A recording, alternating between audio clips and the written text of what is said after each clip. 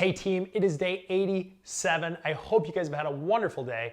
Wanting to get into these daily goals over here for a couple more days yet, but at the same time, had a question come in, and I know we've talked about this during this 90-day challenge, but how do I curb my late night eating? And I'm gonna simplify it a little bit and go through 7 things that you can do, because I understand being a night eater myself, a chronic night eater, and have gotten way better during this challenge and going to continue to get there and shift, like I've talked about, not eating the complex carbs 2 hours before I go to bed, that kind of stuff.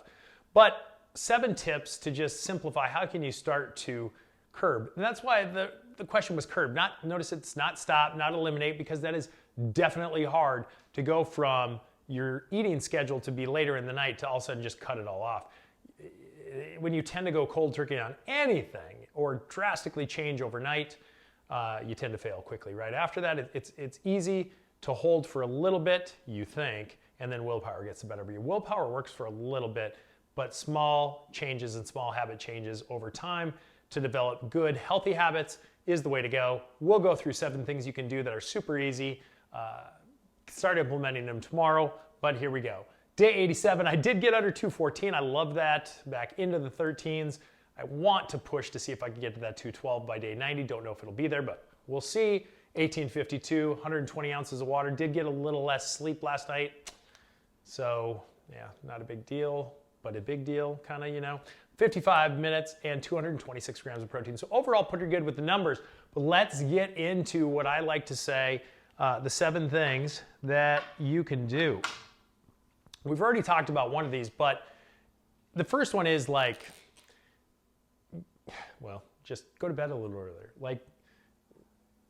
Get a sleep schedule or a sleep alarm, I guess, and try to go to bed a little earlier, right? So first one I would just say is bed earlier.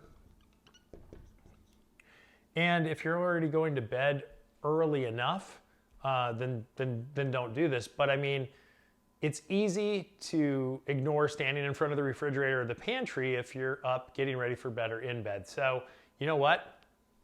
Get that sleep schedule a little bit earlier, because number 2 is wake up earlier.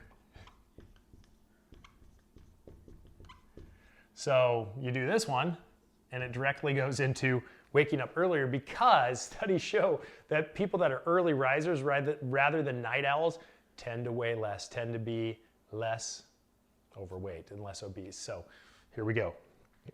Good reason for you to go to bed early and wake up early. Kind of weird, huh? So number 3, and remember, we've talked about sleep, we've talked about all this hormone stuff. If you haven't seen that, if you're just joining this now, go back and watch the 90-day challenge. Take a little bit of time. Description has everything in it. Go back and see, we've covered all of this already. So the third one, which I like from a hygiene perspective, is brush your teeth. Brush your teeth earlier, or just brush your damn teeth before you go to bed.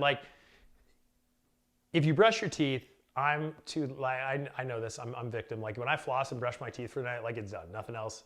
Because I don't want to do it again.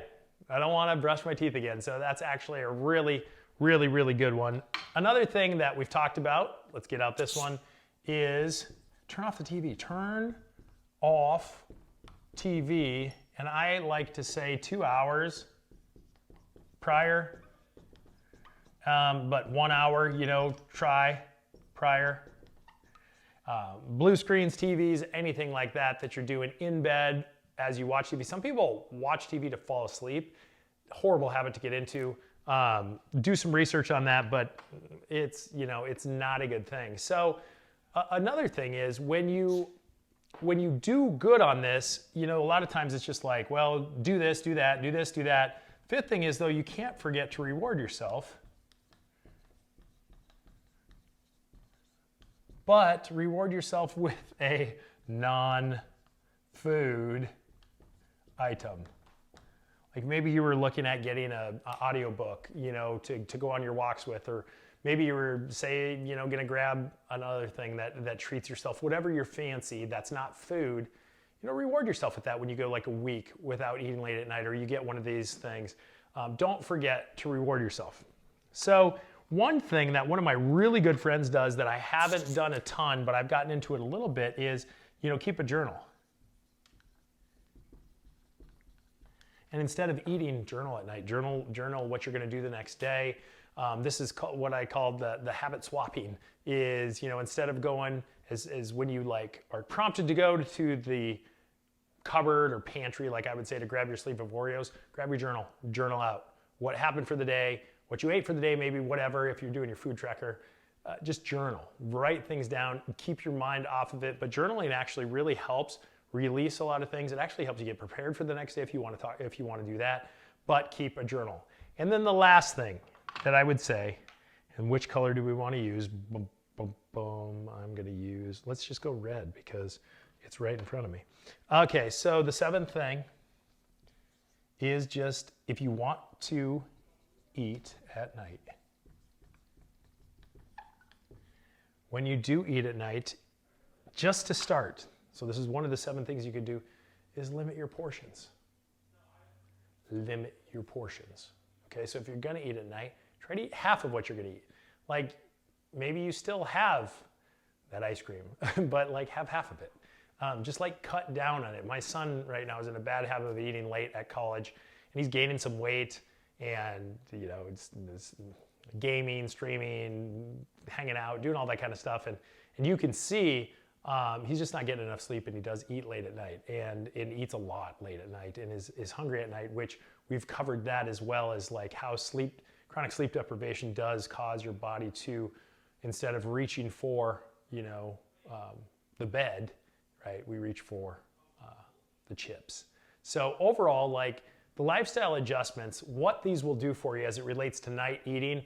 These two, like I said, you go to bed earlier, wake up earlier. Like it's proven, people that wake up earlier tend to be less on the heavy scale and less overweight. You know, the brushing your teeth, the turning off TV, rewarding yourself if you don't do it, keeping a journal, but limiting portions. All of these, like it's not like do all 7. It's like start with 1. You know, and when we talked about that 1% thing, it's compounding interest.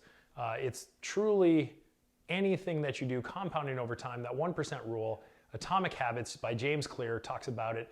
The link's in this description of the video, and I've talked about this a lot of other times. Like you don't have to, on my old team, we talked about, you know, how do you eat an elephant? Like, you know, a big problem. How do you eat an elephant? And we always would say 1 bite at a time.